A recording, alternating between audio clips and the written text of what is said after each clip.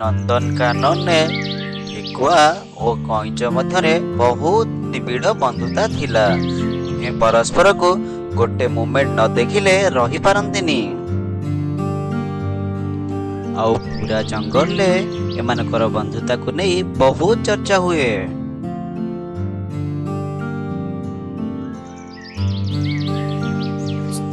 ଆମ ବନ୍ଧୁତା ବିଷୟରେ ଜଙ୍ଗଲରେ ଯେତେବେଳେ କଥା ହଉଛନ୍ତି ମତେ ବହୁତ ଆନନ୍ଦ ଲାଗୁଛି ଦୋସ୍ତ। ହଁ ଦୋସ୍ତ, ଆମ ଦୋସ୍ତି ବହୁତ ଦିନ ପର୍ଯ୍ୟନ୍ତ ଚାଲିବ ଏବଂ ଜଙ୍ଗଲରେ ଆମ ବିଷୟରେ ବହୁତ କଥା ହେଉଛନ୍ତି। ବହୁତ ଖୁସି ଲାଗୁଛି। ଦୁଇ ସାଙ୍ଗ ମିଶି କଥା ହେବାକୁ ଲାଗିଲେ।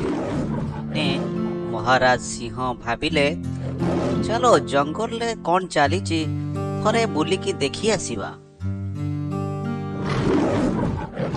ଯାଉ ଯାଉ ଦେଖିଲେ ଗୋଟେ ଗଧ ନଦୀ କୂଳରେ ଆରାମସେ ବସିଛି, ଯେମିତି କିଛି ବି କାମ ଧନ୍ଦା ନାହିଁ। ଆଉ ଟିକେ ଆଗକୁ ଯାଇ ଦେଖିଲେ ଗୋଟେ ମାଙ୍କଡ଼ ଗଛ ଉପରେ ଆରାମସେ ଶୋଇକି ଲାଞ୍ଜ ହଲଉଛି। ମାଙ୍କଡ଼କୁ ଦେଖି ଆଶ୍ଚର୍ଯ୍ୟ ହେଇ ପୁଣି କିଛି ବାଟ ଗଲା ପରେ ଦେଖିଲେ ଗୋଟେ ହରିଣ ଗୋଟେ ପଡ଼ିଆ ଉପରେ ଗଛ ମୂଳରେ ଆରାମସେ ଶୋଇଛି। अरे एमिति कौन हेगला सबो जीवजंतु अलसुआ हेगले। हरिण जे कि जंगल सौंदर्य बढ़ाउथिला से भी सोई रहिछि।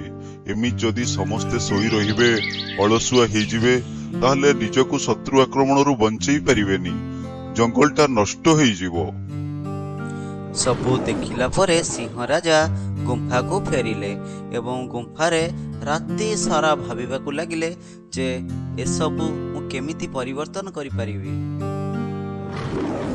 गोटे उपाय अछि, मु जंगल खेल प्रतियोगिता करिबी जोथिरे समस्त पशुपक्षी भाग नेबे एवं फुर्तिला रहिबे।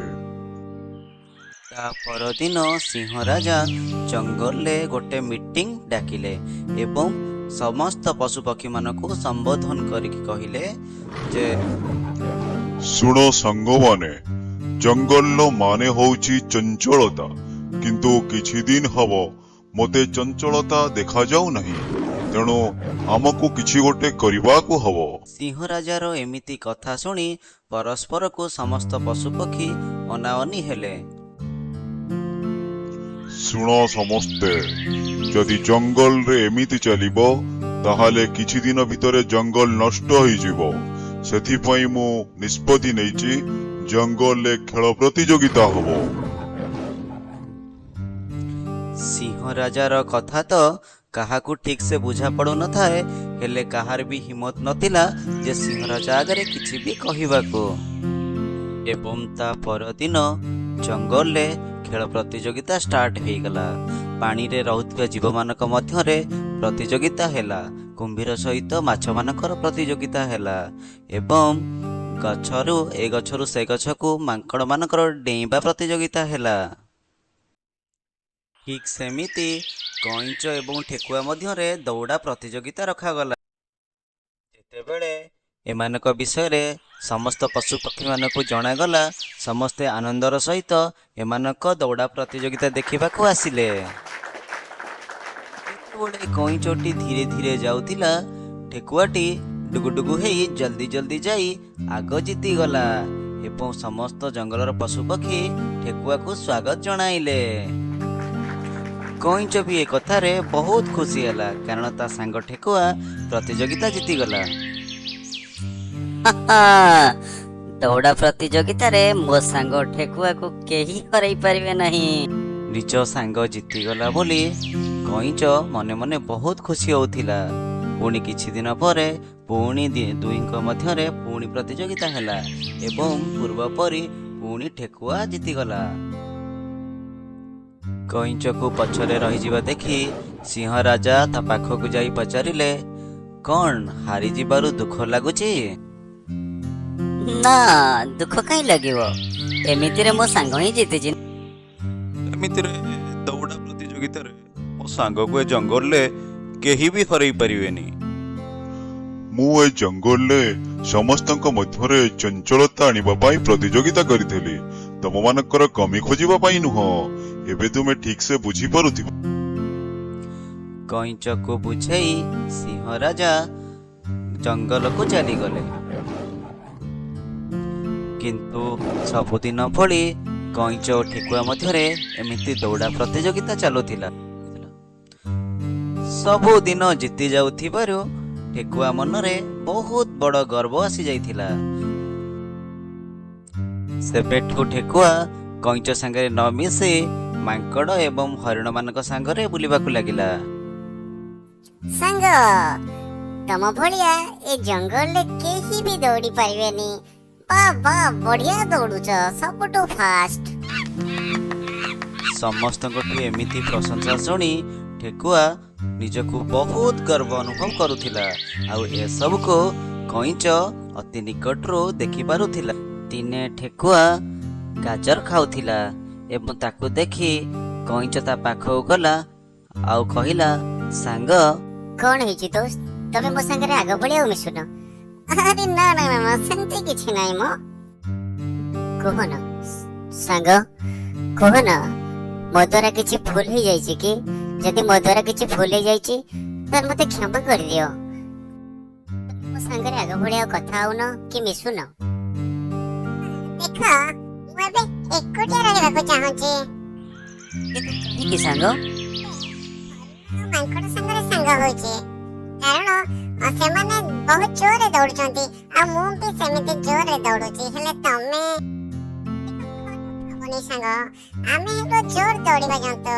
ତମେ ତ ଦୌଡ଼ି ପାରୁନ, ତମ ସାଙ୍ଗରେ ସାଙ୍ଗ ହେଇକି ଲାଭ କଣ? ଠେକୁଆ ଏମିତି କହୁ କହୁ ତା ମନ କଥା କହିଦେଲା ଏବଂ ଏ କଥା ଶୁଣି କଇଁଚ ପାଦ ତଳୁ ଯେମିତି ମାଟି ଖସି ପଡ଼ିଲା। ସେହି ଦିନଠାରୁ କଇଁଚ ବହୁତ ମନ ଦୁଃଖରେ ରହିଲା ଏବଂ ସବୁଦିନ ଦୌଡ଼ିବା ପ୍ରାକ୍ଟିସ କରୁଥାଏ। ସବୁଦିନ ପରି ପୁଣି ଗୋଟେ ଦିନ ଦୌଡ଼ା ପ୍ରତିଯୋଗିତା ଷ୍ଟାର୍ଟ ହେଲା ଏବଂ ସମସ୍ତେ ଭାବୁଥିଲେ ଯେ ପୁଣି ସବୁଥର ପରି ଠେକୁଆଟି ଜିତିଯିବ। ହେଲେ କେହି ଜାଣିନଥିଲେ କଇଁଚ ବି ଜିତିପାରେ। ପୁଣି ଦିନେ ଦୌଡ଼ା ପ୍ରତିଯୋଗିତା ଷ୍ଟାର୍ଟ ହେଲା। କିଛି ବାଟ ଠେକୁଆ ଗଲା ପରେ ଭାବିଲା, ଆରେ ହେ, ଏ କଇଁଚ ତ ବହୁତ ଅଳସୁଆ, ମୋ ଭଳିଆ ଦୌଡ଼ି ପାରିବନି। ମୁଁ ଏଇଠି ଶୋଇ ପଡ଼ିବି, ଟିକେ ଥକା ମାରିକି ପୁଣି ଯିବି, ସେ ତ ଆସିପାରିବନି। ଏମିତି କହି ଠେକୁଆ ସେଇଠି ଶୋଇଗଲା। କିନ୍ତୁ କଇଁଚ ବିନା ଥକି ସେ ସେମିତି ଦୌଡୁଥାଏ ଏବଂ ଶେଷରେ କଇଁଚ ଜିତିଗଲା। ଠେକୁଆ ଉଠିକି ଦେଖିଲା ବେଳକୁ କଇଁଚ ଜିତି ସାରିଛି। କଇଁଚକୁ ସ୍ୱାଗତ କରିବାକୁ ସମସ୍ତ ପଶୁପକ୍ଷୀ ଏକାଠି ହେଇଗଲେ ଏବଂ ତାକୁ ସ୍ୱାଗତ କରିବାକୁ ଲାଗିଲେ। ଠେକୁଆକୁ ବହୁତ ଖରାପ ଲାଗିଲା। ଏହା ଦେଖି ସେ ସହିପାରିଲାନି ଏବଂ ବହୁତ ଦୂରକୁ ଚାଲିଗଲା। ବସିଥିବା ଦେଖି ସିଂହ ରାଜା ପାଖକୁ ଗଲେ ଆଉ କହିଲେ, ହାରିଯିବା ଦୁଃଖରେ ଭାଙ୍ଗି ପଡ଼ିଛ ବୋଧେ। ହଁ, ଦେଖୁନାହାନ୍ତି ମହାରାଜ, କେମିତି ସାମାନ୍ୟ କଇଁଚ ମୋଠୁ ଜିତିଗଲା। ଠେକୁଆର ଜବାବ ଶୁଣି ସିଂହ ରାଜାଙ୍କୁ ଅଜୀବ ଲାଗିଲା। ଜାଣିଛ, ଯେତେବେଳେ ତମେ ଜିତି ଯାଇଥିଲ ସେତେବେଳେ ତମ ବିଷୟରେ ତମ ଦୋସ୍ତ କଣ କହୁଥିଲା? କହୁଥିଲା, ମୋ ସାଙ୍ଗର ଜିତ ମୋ ଜିତ, ସାଙ୍ଗ ଜିତିଛି ମାନେ ମତେ ଜିତିଲା ଭଳିଆ ଲାଗୁଛି। ଏହା ଶୁଣିବା ପରେ ଠେକୁଆଟିର ମନ ବଦଳିଗଲା। ଜାଣିଛ, ଦୁନିଆରେ ଯିଏ ଜିତେ ତା ପଛରେ ସମସ୍ତେ ଭାଗନ୍ତି ଏବଂ ତାକୁ ପ୍ରଶଂସା କରନ୍ତି, କିନ୍ତୁ ଯିଏ ହାରିଯାଏ ତାକୁ କେହି ପଚାରନ୍ତିନି। ହେଲେ ତୁମର ସେ ବନ୍ଧୁ କଇଁଚ, ସେ ହାରିକି ମଧ୍ୟ ତମର ବହୁତ ପ୍ରଶଂସା କରିଥିଲା। ଆଉ ଏମିତି ସାଙ୍ଗକୁ କେବେ ଭୁଲିବା ଉଚିତ ନୁହଁ। ଏସବୁ ଶୁଣିଲା ପରେ କଇଁଚ ପାଖକୁ ଠେକୁଆ ଦୌଡ଼ିଗଲା ଏବଂ ଦେଖିଲା ସେଠି କଇଁଚ ପାଖେ ମାଙ୍କଡ଼ ଏବଂ ହରିଣ ଠିଆ ହେଇକି କଥା ହେଉଛନ୍ତି। ଠେକୁଆଟି ଦୂରରେ ଯାଇ ଛିଡ଼ା ହେଲା। ଯେତେବେଳେ କଇଁଚ ଠେକୁଆକୁ ଦେଖିଲା, ବାକି ପଶୁପକ୍ଷୀମାନଙ୍କୁ ହଟେଇ ଠେକୁଆ ପାଖକୁ ଆସିଲା। ଆସିକି କହିଲା, ସାଙ୍ଗ, ତମେ ଏଠି କାହିଁ ଛିଡ଼ା ହେଇଛ? ତମେ ମୋର ପ୍ରିୟ ସାଙ୍ଗ, ତମେ ମୋ ପାଖକୁ ଆସ।